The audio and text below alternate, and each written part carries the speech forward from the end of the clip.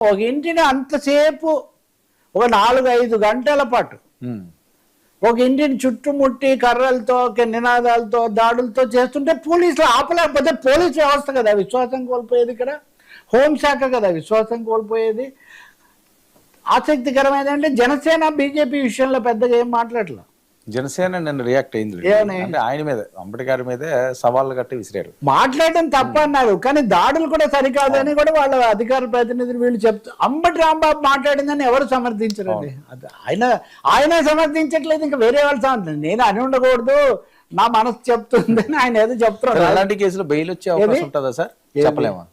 Court తీసుకునే stand మీద ఆధారపడి ఉంటుంది. ఎందుకంటే దుర్భాషలాడాడు, దాని మీద మీరు నిన్నటి నుంచి ఉంచారు కదా అని బెయిల్ ఇవ్వచ్చు అని. నేను బెయిల్ అడగనన్నాడు, మరి ఆయన ఏమంటున్నారు నాకు తెలియదు. అవన్నీ గమనించిన వాడిని కాబట్టి చెప్తున్నాను, అడగకుండా ఏముండరు. కానీ ఆయన భార్య మటుకు మాకు 24 గంటల పాటు ప్రాణరక్షణ కల్పించండి అని అడిగారు.